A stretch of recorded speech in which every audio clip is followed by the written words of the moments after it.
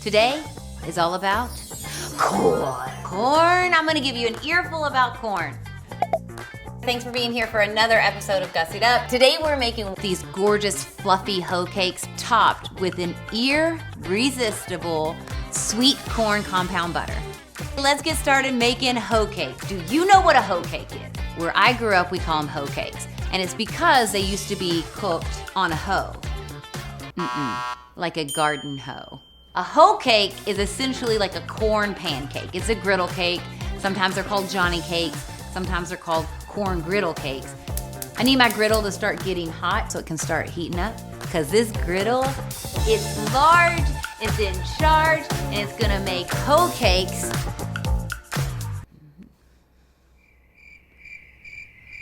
No, there's no crickets. I'm trying to think of what rhymes with a hoe cake. No, we're making mo cakes on this griddle. Boom, because it's so big. Took a minute, but I got there. Took a minute, but I got there.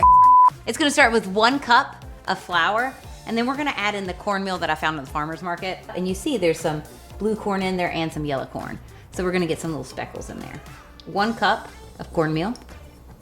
3.5 teaspoons of baking powder. That's gonna make these nice and fluffy and give you the lift that you want from that cornmeal, which is kind of dense. 2 tablespoons of sugar, and then a teaspoon of salt, and then 1 cup of fresh corn. I'm gonna give that a whisk. So for our wet ingredients, it all starts with sour cream. This is 3/4 of a cup of sour cream. You could use yogurt, you could use milk, you could use buttermilk. 1/2 cup of water. Then 1/4 cup of coconut oil, or whatever kind of oil you want to use. Butter is fine, vegetable oil is great. 2 eggs, whisk that all up. At what point in this episode do you think something's gonna end up on this apron? Let me know in the comments below, and while you're down there, if you wouldn't mind subscribing, that would be lovely, or giving us a comment or a little like. That's so appreciated.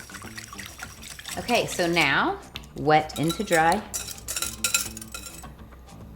And then let's stir and fold. At first you're a little vigorous, and then you fold more. All right, so now I'm using a portion scoop.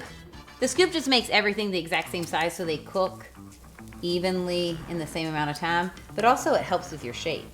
See how they're like nice little pretty babies. You're just gonna let these cook until you start to see little bubbles pop through and stay. That means that your gorgeous batter is cooking up.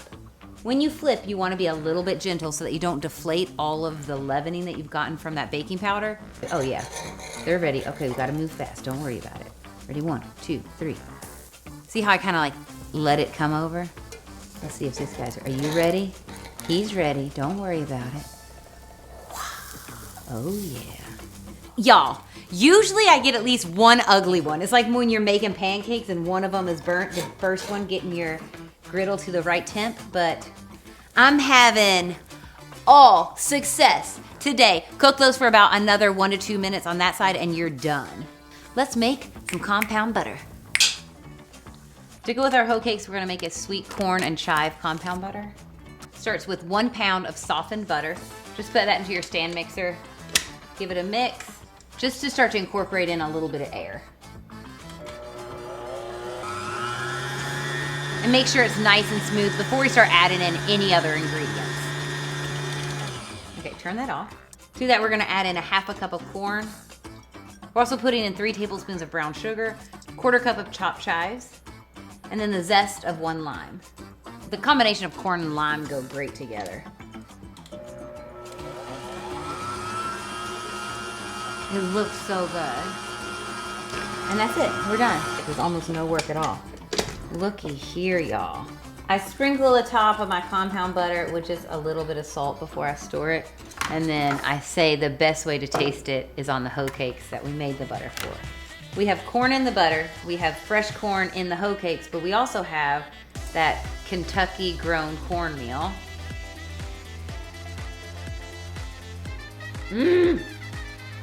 It's so good.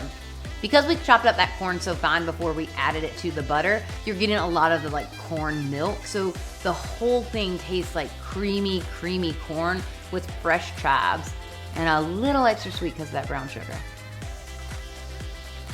Thanks for watching. Let me know in the comments below what you think about this recipe, and I'll see y'all next time. Bye, y'all. Do you think we got it? Do you think we got it? Do you think we got it? Cut.